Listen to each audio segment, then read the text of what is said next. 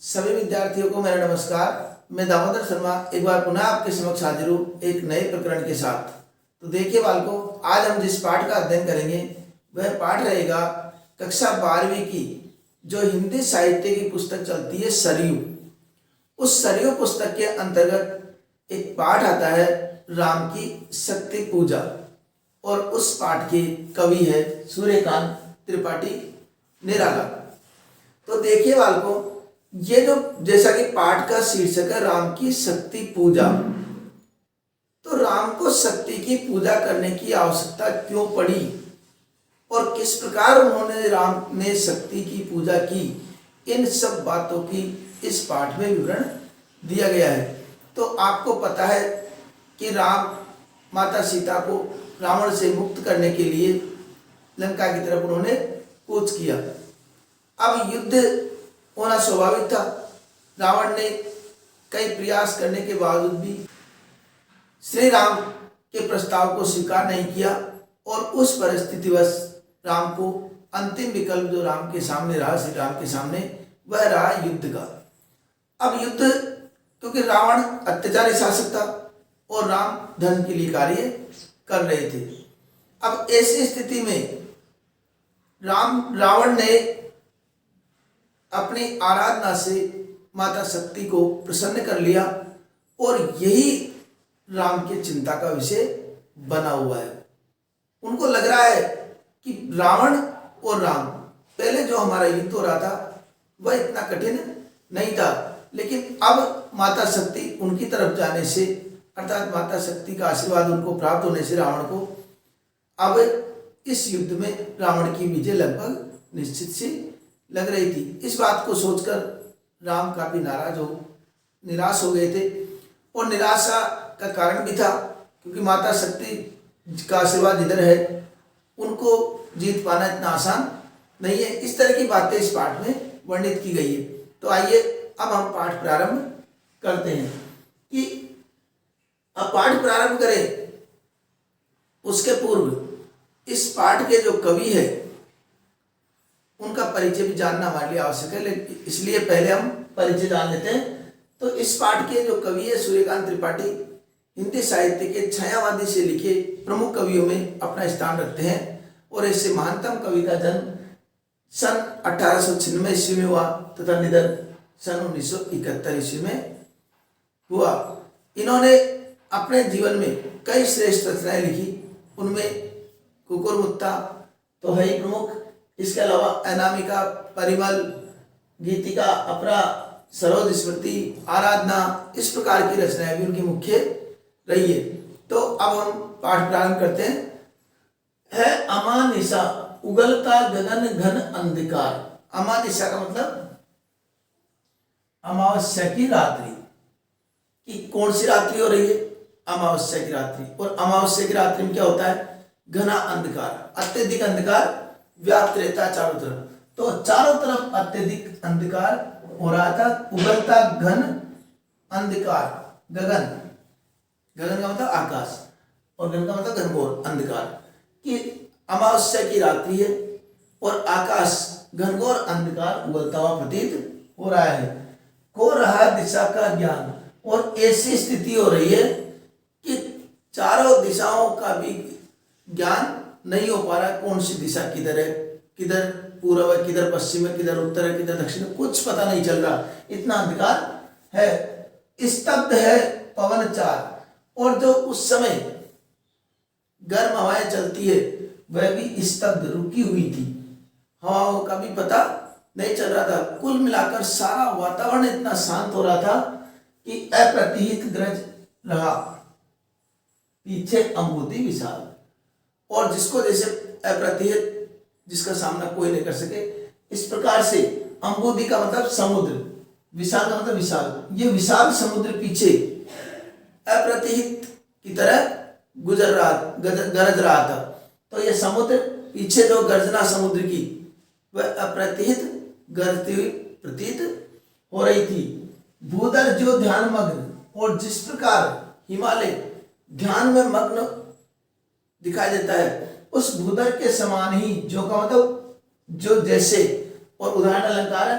तो उस उधर हिमालय के समान ही, हिमालय के समान ही केवल जल मगन श्री राम मगन हो रहे हैं, अर्थात ध्यान मग्न हो रहे हैं। तो उस हिमालय के समान भगवान श्री राम ध्यान में मग्न है, केवल जलती मशाल, और केवल मशाले जल रही है। मशाल आप जानते होंगे, इस प्रकार की मशाल का मतलब ये हो गया कि इस प्रकार, और आगे कुछ कपड़ा रहता है उसको जला दिया जाता है। तो इस प्रकार मशाल जलती हुई नजर आ रही थी।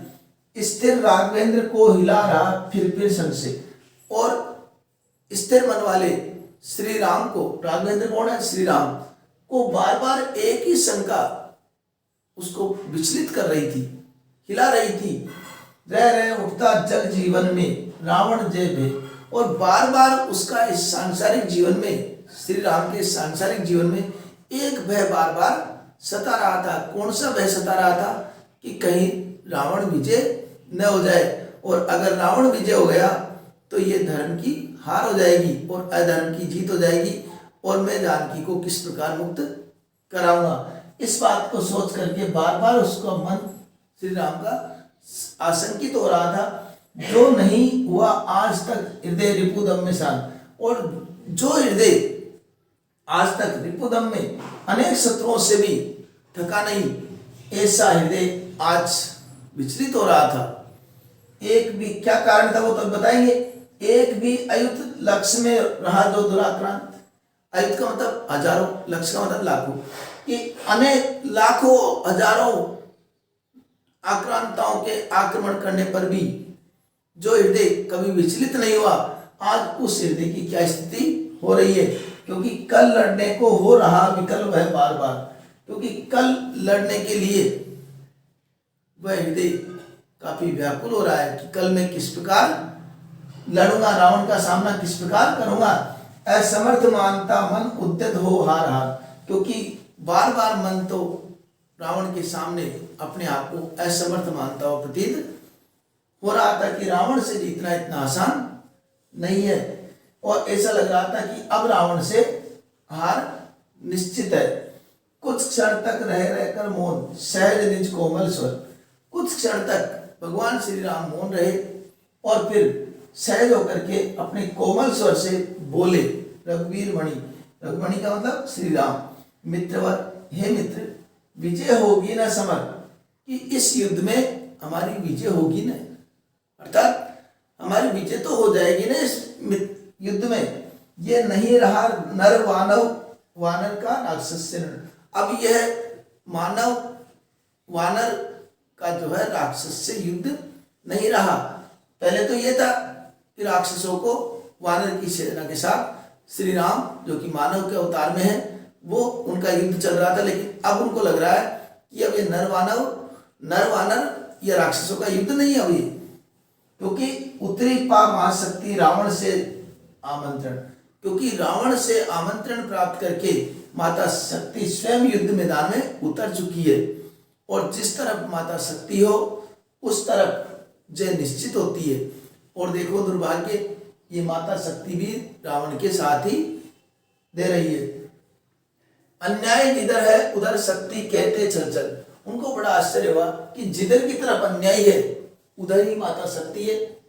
ये कहते कहते उनकी आंखों में आंसू आ गए कि देखो मेरा भाग्य, कि जिधर अन्याय है उधर की तरफ ही माता शक्ति पहुंच गई, और जिधर माता शक्ति है उधर हारने की संभावना नहीं रहती है।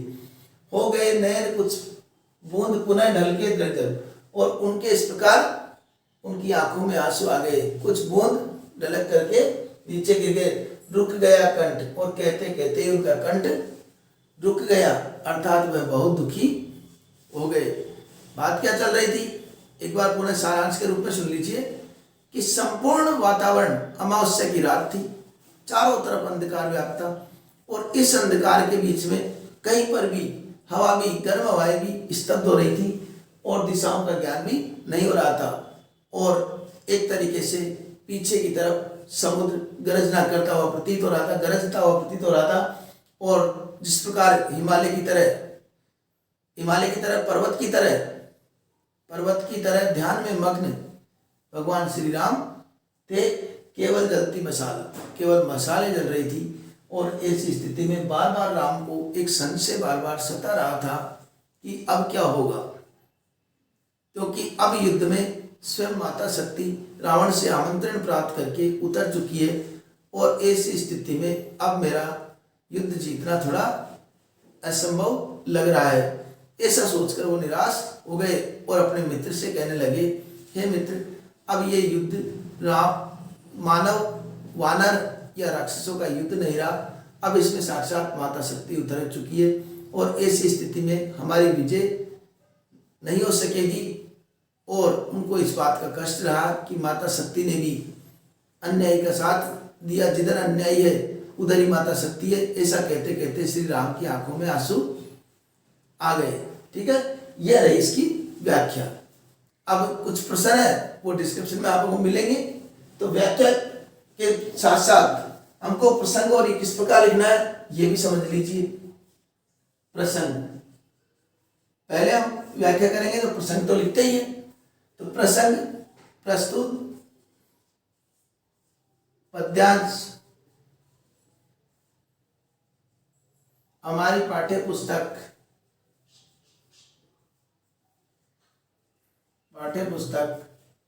सरयू के अंतर्गत सूर्यकांत त्रिपाठी निराला द्वारा रचित शीर्षक राम की शक्ति पूजा से अवतरित है। इसमें कवि ने राम की व्यथा का वर्णन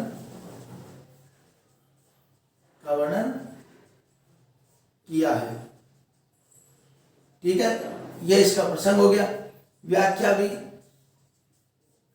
बताई थी, उस प्रकार हमको व्याख्या लिखनी है।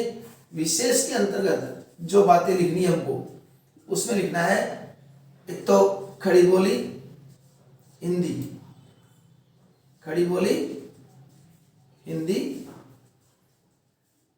का प्रयोग। उदाहरण अलंकार आया था तो उदाहरण अलंकार भी लिख देंगे इसमें। उदाहरण अलंकार छंदमुक्त रचना ही छंदमुक्त रचना। ठीक है, इस प्रकार हम इसके प्रसंग, व्याख्या और विशेष तीनों लिख देंगे। प्रश्न आपको डिस्क्रिप्शन में मिल ही जाएंगे और आशा करता हूं आपके ये पाठ भली प्रकार समझ में आ गया होगा। तो मिलते हैं अगले भाग में, तब तक के लिए धन्यवाद।